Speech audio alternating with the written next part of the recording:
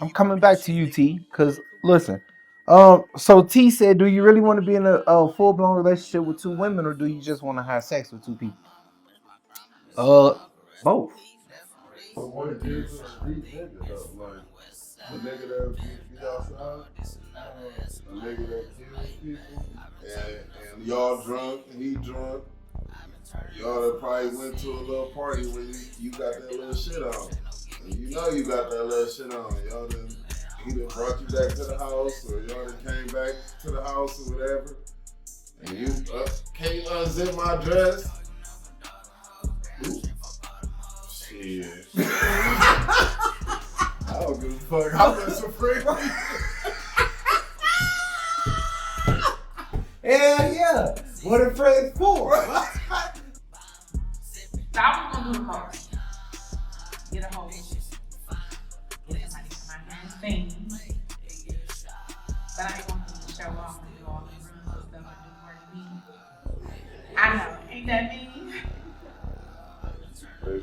And I feel like that's what it is. It's an insecurity. But my thing is, how is it that when you get a BBL, now all of a sudden you got this attitude where you like, my time cost and so and so, so and so. When you were just a flat ass though, you wasn't moving. So, and that's why, you know what I'm saying? No, we ain't gonna be on your ass today. We ain't gonna be on your ass today, gang. Uh-oh. Gang just walked in the door. See what I'm saying? Why my face look all shiny and shit? You gotta excuse me, man. I just exfoliated, man. You know what I'm saying? I just exfoliated. But again, you know, the Real Spill podcast is a safe space for us to go ahead and be able to talk about any and everything that we want to talk about amongst us, our community. You know what I'm saying? We here to promote black businesses and promote unity and growth and shit. I know it. I'm glowing and shit. Damn. What's going on? It might be a little happiness coming on. You know what I'm saying? I ain't gonna hold y'all. You know what I'm saying? Them junks came through. Listen. I came with them bricks, man. Bricks, man. You hear me? Came with them bricks, man. Shout out to Vistaprint, man. Got 1,000 on deck, shout it. Little 1,000 of them bitches on deck, shout it. You know what I'm saying? I'm gonna be out there passing some bitches out like this here, man. You know what I mean? Let me let y'all go ahead and peep the vibe, man. Let me let you peep the vibe right quick, man. For those of you who don't know, man, we got a production company starting. Yeah, that's the card right there. D&D Productions, man. Film Productions, man. Check that out one more time for the ones who D&D, man. You know what I'm saying? That bit hard. You hear me? That bit hard. Them bitches cost me $100. Shit. I'm like, shit. But yeah, though. What's going on, y'all? What's up, mysterious thing? That's quite a different name. Yeah, man. Brick Gang, shout it. Exclusive shit only. Heard that. You know what I'm saying? Shout out to the Vista, man. They came through on your boy, man. So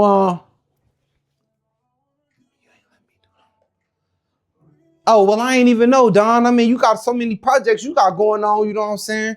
We had it down. You know what I mean? Oh, hold up. But back to what I was saying, y'all, you know, the Real Spill podcast. Go ahead and let them know what the podcast for, gangster. The podcast, man, basically we spread and we trying to enlighten each other on different subjects. We trying to create a positive narrative for us and our people. We trying to just change the way we talk to each other. We trying to love each other. No, we trying to just, you know what I'm saying, put it all out there on the table for all of us to get to know each other, to learn each other, and to learn ourselves in the process. I can go all day about what it's for, man, but basically we trying to change the way we go about life. Like we trying to boss our people up, if you will. So, For sure. Thank you, Honey Dip. Thank you, Honey Dip. Cause that's what we here for. We here for the land and we here for the people, man. If ain't nobody gonna do it, we gotta do it. And it gotta start somewhere, you know what I'm saying? So we got a few topics we gonna talk about today, you know what I'm saying? Bro came through, he say, Sancho, what up, my boy? What's up, champ? So we gonna bro came up on a really good topic tonight. We gonna talk about triggers and traumas. Now, for those of you who got any triggers or whatever, if the situation or the conversation is a triggering conversation for you, by all means, you do not have to indulge. You do not have to you know what I'm saying, engage or whatever. You could just sit back, and if it's something that you want to talk about in private, come on through. You know what I'm saying? You can come on and either we give you the number, you can call about it, we can talk about it. Again, we're here to listen. We ain't here to judge you. We ain't here to give our opinions or whatever. If you want to talk about it, we can talk about it. Our opinions, like that's all we got is our opinion. But at the same time, if anything is getting a little too crazy, yeah. But at the same time, man, we not here to judge. We want this to be a comfortable space to be able to do that. And like I said, no judgment going on. We here to listen, say our piece on the topics, and we all can hopefully take something from it, and we all can learn something from it. Heard That's the main goal for real. So, I mean, feel free. Like ain't no judging, ain't no none of that, man. We open. We here for each other. All right, so with that being said, hold up, y'all. Let me stop this damn music. Understanding. Well, we need to get some understanding about. Oh shit. 501, she ready. Guard your heart, that's all. Yeah, facts. But at the same time, we gotta learn how to guard our heart. Like, a lot of people don't know how to do that. And a lot of people got a lot of triggers and a lot of trauma that goes, you know. So one for me is like we was talking about last week, abuse, like physical abuse. I grew up with a lot of that in my household, through my mom, me, my siblings. So like when I see like domestic abuse, that's kind of like a trigger for me. And I can find myself intervening in somebody else's situation. And I done that before just on the strength of me seeing it, and it was a trigger, you know what I'm saying? Like, because I usually stay out of people's business. I usually just, it ain't my problem, but I know that's a trigger for me through the trauma that I went through going through that. So I could jump it off like that. That's one for me right there. A trigger, I would say. I'm big on energy. So like when I'm talking to you, I like to look you dead in your eyes. If you can't look me dead in my eyes when I'm talking to you, then I just feel like you automatically lying. And so that triggers a whole lot of not insecurities, but trust issues. Because like if I'm engaged with you in the conversation and I'm looking at you directly in your eyes and you keep looking everywhere else but at me, it's either one, I ain't got your attention, or two, you about to lie to me about something. And I really hate when people lie. Like, I'm so blunt about everything that I say. Sometimes I'm too blunt. But I mean, it is what it is, though. I'd rather give you the full-blown honesty and the full-blown truth than sit here and pull the wool over your eyes. You know what I'm saying? So lying is a trigger for me. Like, that automatically. Have you always been like that? Or What? is that something that you have No, I'm going to tell you what's real talk. I used to be a hell of a liar. Not even gonna cap. I used to be a hell of a liar, but then I seen something. Lying begets more lying. And you got to pick up this lie to cover this lie, to cover this lie, to cover this lie.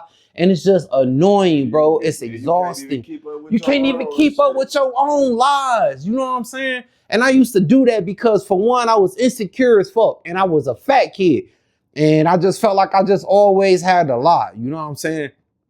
But now I done got to the point, and I grew out of that shit when I got in the military. So like after 17, bro, I was giving it to you straight. Like, I ain't give a fuck about your feelings, how you felt about it, because I rather you hate me for the truth than love me for a lie. You know what I'm saying? So I was on that shit dead. Like, I was like, shit, you know what I'm saying? Like, you could ask, bro, like, ever since I done met this nigga, I won't tell a lie. I ain't told not one lie. I'm giving it to you straight, raw, uncut. Like, it is what it is. You know what I'm saying? But shit, I mean, that's how you develop a real trust and a real relationship with somebody. You know what I'm saying? By being honest with them. You know what I'm saying? A motherfucker can respect you despite what you even telling them. They can respect you for it just off the strip that you told them the truth. Like, facts. Like, somebody could tell me some shit that they probably did to me, like, and I can forgive that person because at least you know you fucked up, and you was a person big enough of a person to tell the truth. You know what I'm saying? Come out, tell the truth. We all ain't perfect, but to be able to sit there and come to somebody and tell them the truth about something you did to them speaks volumes. So, yeah. 501 Graphics, 301 Graphics says she got something. I see. I had a thing about looking at a man in his face off my trauma with a man, but I'm learning to make eye contact. Say she learning to make eye contact. Oh, so you saying, okay, so 53, what you saying is... So is you saying like you was dealing with a man who like don't look at me in the face, like did he didn't like that about you or something? Or was it a physical abuse thing, or where you couldn't look at a nigga in his face because, you know what I'm saying, you was just always reverting back to that one situation? Like, would you care to elaborate? She said it's not always about lying. You could pull that me, it was so for... read them. Oh, yeah. Of course. It's not always about lying. Yeah, it was fear. Yeah. So yeah, I feel like that's a thing that bro was getting at, and I feel like that was the thing as far as men go, like, cause fear and lying are both could be the things that you like. What you scared of, bro? Like, we just having a conversation, right? Like, or if it ain't fear, I feel like it gotta be lying, like, cause you're not about to be you will feel like that's body language that'll make you feel like you're not engaged in what I'm saying if you just looking all around and feel like you're not paying attention. But what you saying, it was physical and mental abuse. That's one of my triggers. So what can transpire to trigger you, well, to make you basically to trigger whatever you got, the trauma? Like, what in that would trigger your trauma? Furthermore, what we here to find out is ways that we can get past that. How can we the tone, the aggression? I feel that. But like, yo, what we're mostly trying to do is identify the triggers and see how we can get past them. What are some things that we can do to bypass these triggers or to keep these triggers under control? You can't bypass them. If they there, they there. Well, yeah. The thing is, like, to do whatever it is, like, you gotta do, like, therapy. Yes, that's the thing. Good shit, honey and dip. A lot of us though, we use like jumping into another situation as therapy, or and call that moving on, but you never really moved on. Like, you just jumped into something. Yeah, thank you. You took the words out of my mouth, twin. You definitely got to take time to heal. I feel like that's the thing with a lot of traumas and triggers that we have, we don't actually do the necessary work to heal from them. Like when I look at a trauma, well, the way I feel about a trauma is like it's a wound, like it's an internal wound, and like if you fucking cut yourself doing whatever, you gon' first thing you gonna do, you gonna go grab some alcohol, you gonna grab some peroxide, you gonna treat it though, like, and that's the same thing you gotta do with inside wounds too. Like you gotta treat them, you gotta do something to them, and then at that point they turn into Healed scars. scars. They scars. Like they still there. Like don't forget them bitches. You It'll remind you. Like it'll remind you, but it don't hurt no more because you done did what you did to heal it. Right. Like don't forget, but heal that shit. PG say you have to learn to love yourself and find yourself again. Pray. And the first sign of a trigger from someone, lead them be. Absolutely. And I stand on that 100%, 10% about the praying thing, because boy, it ain't nothing like finding God to heal yourself or to heal some type of trauma or trigger in your life, because like you got to have some faith somewhere along the lines. You got to have faith in God. You got to have faith in yourself. You know what I'm saying? You got to have faith in yourself that you able to heal. You know what I'm saying? Because if you don't believe in yourself that you can heal, then you won't heal. You're not gonna heal at all. You know what I'm saying? And it's just gonna be like, well, damn, like every single time you come across a situation, try Jesus, not me, is my saying. I heard that. Tell him again. Look. Try that, man. He hey, get you together. Try Jesus. Please don't try me. Cause I got hands. I know that song 5301. Look, that's a song too, boy. Hey, no, but for real though, dead ass though, you really gotta find God. You gotta establish some sort of faith. Real talk, man. That's big. That's really big, man. So anybody else in the room, anybody else got some triggers or some traumas that they like to talk about, or you know what I'm saying, seeing how we can, you know what I mean? In what ways we can help, you know what I mean? You know, one thing for me I hate like real bad is when somebody lie to you and you done bold ass caught their ass in a lie, and they'll still be sitting there lying to you. Still be lying. I'll be sitting there like, so you gonna continue to just right? The audacity, it be like the audacity, like facts that's the though. thing for me though, when people have the audacity, like because I'm a cool nigga though, I'm a chill nigga, all that, like. Man, the audacity for me though, that be a trigger, like, cause like they want some type of power over you, and then when they know they got something though, like, damn, I know this will get them though, like, and they fucking use that shit though, like just cause they know they'll get a reaction out of you, or like turn you up or stir you up in the wrong way, like, yeah, that shit is definitely bad ass energy, bro, cause. Like, why would you want to take me? Why would you even want to take me there? Like, right. Again, and then like with that, like, cause a lot of us, and that's another thing about this fucking platform right here, because a lot of people like you should though you should be able to confide in your significant other about things like this. But like you said though, like a lot of people though, like. Especially significant others, they the worst ones. They the worst ones. You sit there and tell them some shit that you been traumatized about, or some shit that'll trigger you, and they'll use that shit against you though. Like it be your own fucking people, bro. Like they'll fucking use that shit against you. Yeah, that's crazy. And I've been in a situation like that. It's my only trigger. Right.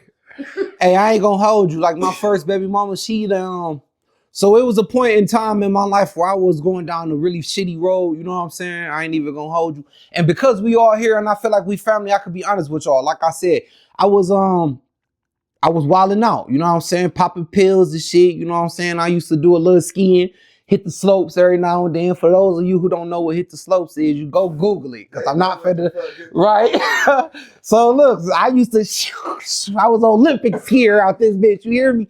I'm talking about 5-time gold medalist. No, but listen though, so it had came to a point where I was trying to heal. I wanted to heal, but I really couldn't do it by myself. Like I was so far into the shit, you know what I'm saying? And I consider my baby mama like one of my best friends. Like I always talk to her about everything. So I came out and I just told her like what the situation was. Like, listen, this is what's going on. You know what I'm saying? I want to stop and I know I can stop, but it's like, it's hard. You know what I'm saying? I got everything going on. It's just a lot going on. And so at that point, she started to use that. Like, now she like, oh, I don't want my daughter around no drug addict, and I don't want this, and I don't want that, hey, and calling me a calling me a cokehead, calling me all type of shit. You know what I'm saying? And I admitted myself into down rehab. Like I admitted myself. I took myself to rehab. You know what I mean? And this was in Georgia, but the rehab that I had went to, nigga, they was in there smoking crack, and I'm like, I gotta get the fuck up out of here. And so that's how I got back home. Cause I was just like, no, like I gotta get far away from this shit as far as possible. You know what I'm saying? So I came back home and shit. But the fact of the matter is, the one person that I trusted to tell what my situation is was the one person who used it against me like the hardest. Like she kept my daughter away from me, you know what I'm saying? And then started turning her back on me, you know what I mean? And low-key kind of talking to me any kind of way. Off of my own honesty, bro. Like that shit really broke me for real, for real. That shit broke me down so bad, bro. Like I was crying like almost every day because I'm like, God damn, like bitch, I tried to be, I mean, excuse my language, y'all. I'm like, damn, woman, I tried to be honest with you. I tried to like confide in you because I really need help. Like I need your help. You know what I'm saying?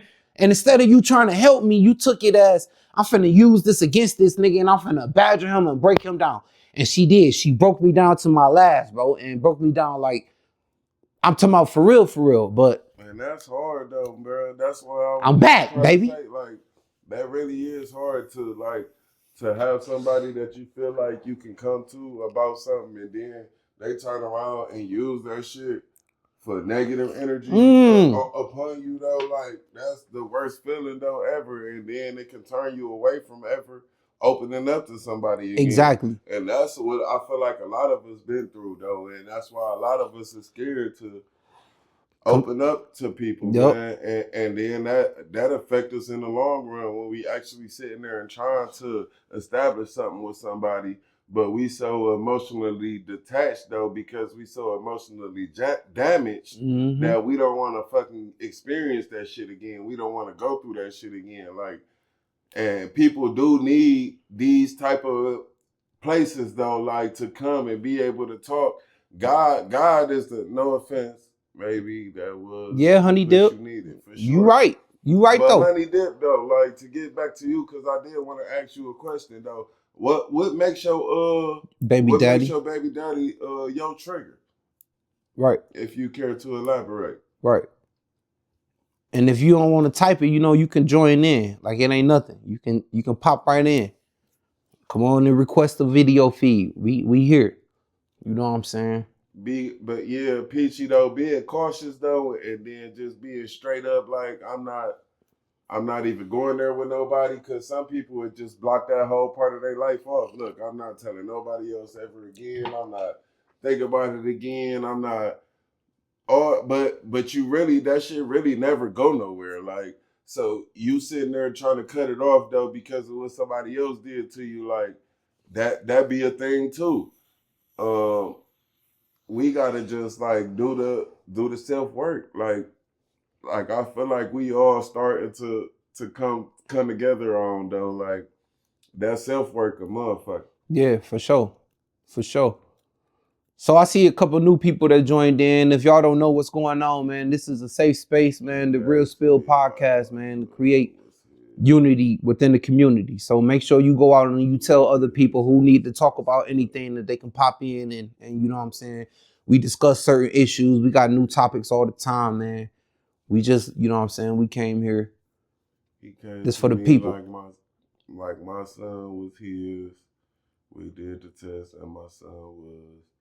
And a year in, he ain't did much of nothing. Oh, so he a trigger to you because he found, like, he said your son was his, come to find Stack, out what he up, really boy? was. And then at that point, like he didn't do nothing after the fact, or he didn't do nothing period beforehand. So he questioned whether his son was his, and Yeah, then I'm once trying you to down figure- yeah, I'm told him that, you know, he found out that his son was his, he still ain't do nothing. That's what you saying, Honey Dip. Blessings back to you, Brody. Yeah, yeah. You know, we ain't here to throw those shade or nothing, but damn, bro. Like, damn. I mean, once you question the situation and you find out, like now you definitely yeah. Well, I mean, have in the first place, but you most definitely better know. Yeah, hell yeah. Cause now you really look like a poop up, my nigga. No excuse ever. Nothing after we found out my son was his. Wow. I'm sorry to hear that, Honey Dip. Cause like if you ain't been in here in the previous podcast, we talked about how important it is to have a father. So yeah, and I can see that, but at the same time, I don't know if I don't know if I should say that should be a trigger for you. How old is your kid? Honey Dip.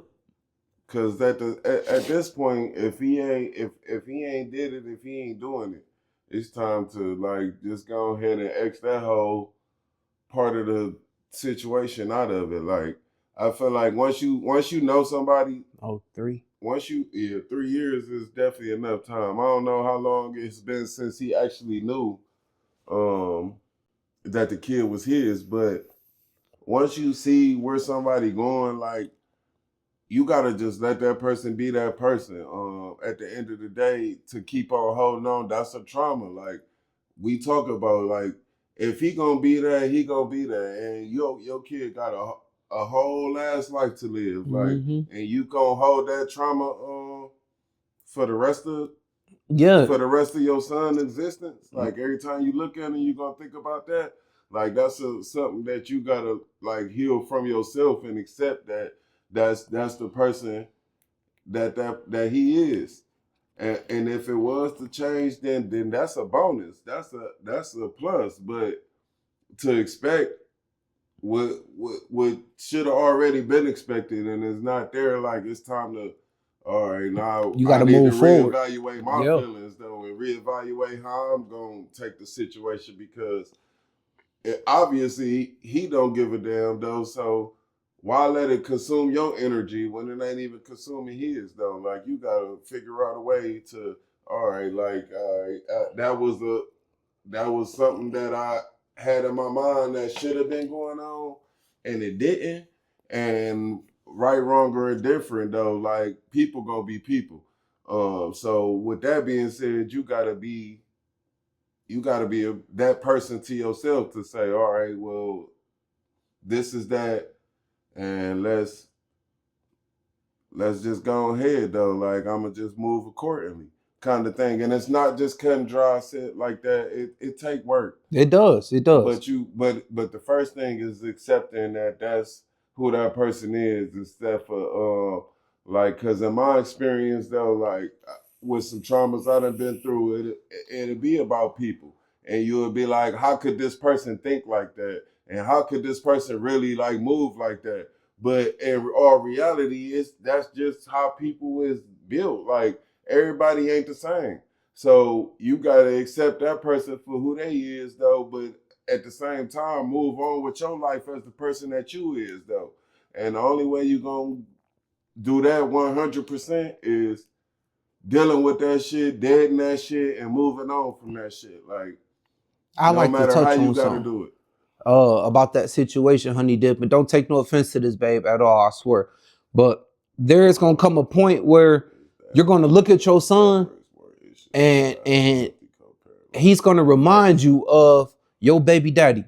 And because you ain't healed from that situation, your son gonna do some of the slightest stuff, and you gonna be like, you just like your father. You just like, you know what I'm saying? So that's one of the main reasons why you really have to heal from that situation. Like you have to force heal from that situation. And I know it sounds kind of hard, but you will have to do that because you don't want that image. I mean, you don't want those feelings and that trauma reflected on the relationship between you and your son.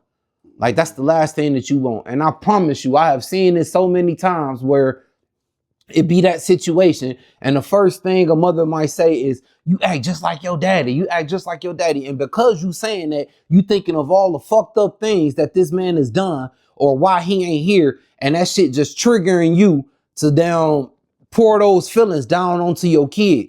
You know what I'm saying? And that's going to be the most unhealthiest relationship that you can have between you and your seed. You know what I mean? So you definitely want to try to figure out ways to go ahead and you know what I'm saying, try to heal from that little situation. Or I mean, it's not a little situation. I'm not downplaying it. But you do want to heal from that situation.